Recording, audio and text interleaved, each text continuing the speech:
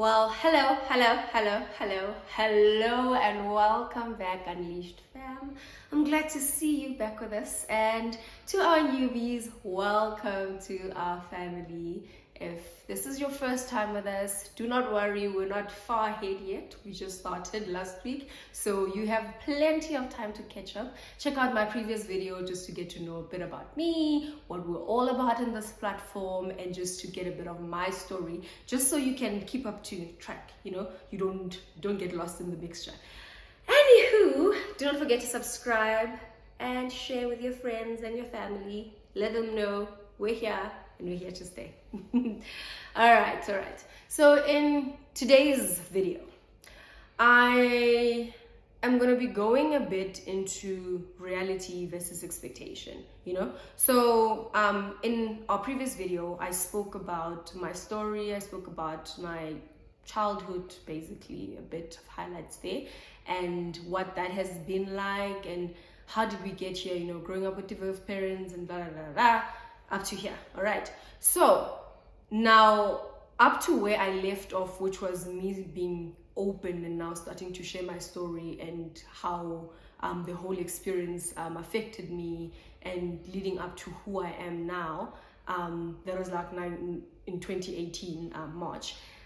So what happened then, it's like now I had like opened a can of worms, because it went from just me going on a journey, trying to understand myself, sharing with friends and things like that, to eventually 2 years later, I think it was 2020, where I officially started my blog on WordPress, Unleashed, I'm Worth It, and I started writing, talking about the whole experience, So that was the first time I was actually out in the open about something like that on a public platform.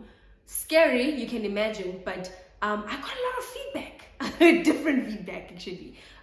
Some were on the platform, some were privately on Instagram, DMs, or on Facebook, and some were directly to my WhatsApp, people who know me closely, And the funny thing is, a lot of times when someone shares something so deep and personal on a social media or a public platform, it's usually strangers who empathize with you, and they're like, oh my gosh, I went through the same thing, and they kind of relate to it, versus the people who are closer to you mostly tend to be criticizing. I mean, I got a lot of like, why would you put out things like that? Or people have nice life problems, why would you complain about your parents? You have everything you need, or they took care of you, or you're ungrateful, or you whatever. And it became a whole thing of relatives who heard about it or read about it or whatever. It became a whole thing of this ungrateful, spoiled brat who's now complaining that the parents are not doing enough or whatever, which is definitely not the case. Like, nowhere have I ever complained that my parents are not doing enough. Nowhere have I ever complained about being taken care of or anything like that. It's just me coming out with my story, and for some reason people close to you think they know your story better than you, to such an extent that they don't think whatever you're bringing up or whatever challenges you had are real. Like, people try to water down things, and that's the reality of life, unfortunately. It happens everywhere. What is real to you and is heavy for you, and it took you a lot to get over and to fight to get over, to someone else it's just a nice life problem. My kind of problems was, oh my gosh, family dynamics. And then to someone else, it's like, well, at least you had a roof over your head and your parents were all present in your life, and I don't have a father, or my father's a deadbeat, or my mother abandoned me, or whatever. And it becomes a thing of a competition of like, your problems are mild, and you can't talk about your problems because then I have bigger problems. But in all reality, when we face it, the reality is someone else will always have bigger problems than you. That does not take away from the reality of whatever you're facing. You understand what I'm saying? So it's that challenge. And once you start being open, I think one thing that I was not aware of is that, that kind of criticism.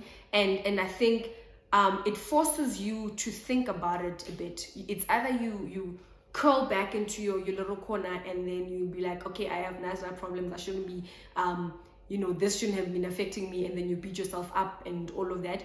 Or it's a thing of, okay, this is my reality. You may not relate to it, but it's my reality and it has affected me, and how do I deal with it now? Because the former then forces you to kind of go back into throwing things back in the closet and not dealing with things because, well, there's kids who are starving in Africa, as people want to say, or there are other people who do not have parents at all, or who have other problems, and I shouldn't be stressing about that. But it is your reality, it is your reality. It's there and it's affecting you.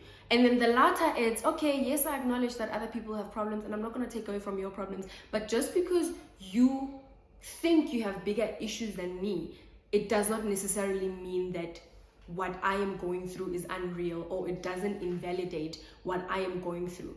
It is my reality. And I think that's part of the process that we need to deal with. That's a crucial part of the process, because it either makes or breaks your journey. It either fuels you to continue on the journey of self-discovery, awareness, of healing, learning to love yourself, learning to come to terms, acceptance of your situation and what you then can do about the situation, how you can navigate the situation better.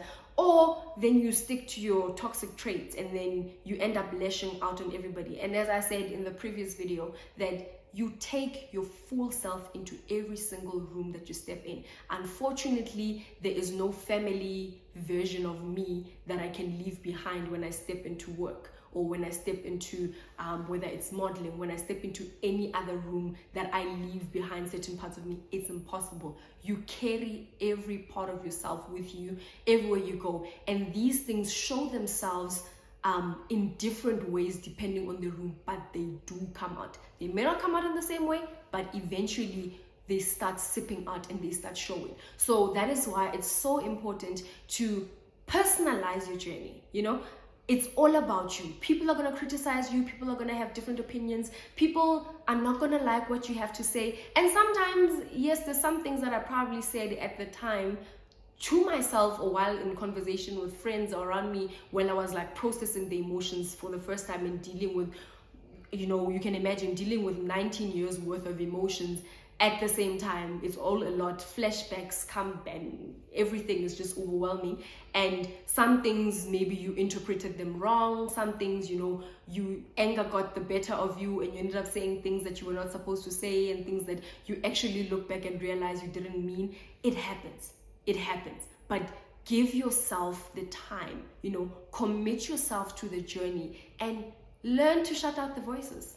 If somebody says whatever they want to say, oh, well, thank you for your comment, thank you, or thank you for your opinion, whether it's warranted or not, whatever, keep it moving, Learn to detach from what other people have to say or what other people think about your journey. Because regardless of how close people are to you, they have never walked a mile in your shoes, and they will never ever understand what it is like to actually be in your shoes. They may claim they do, but they never do. Okay, so all in all, what I'm trying to say is commit yourself to the journey, shut out all the voices, and focus on what is your end goal.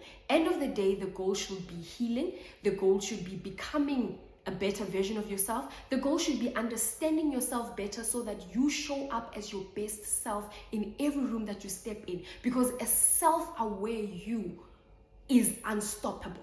If you are self-aware, you know exactly how to spot things that have to change. And it's gonna come in phases, it's gonna come in cycles. There are certain things that you're gonna realize or learn about yourself as you go on in life. But that's the beauty of it. When you become committed to being self-aware, it means that when little spots come out, you're able to spot them and you're able to work on them instantly. You're able to go into the work, whether it's going to therapy, whatever that you need to do, journaling, whatever the case may be. But it all starts with committing yourself and focusing on your goal. So what is your goal going into this journey?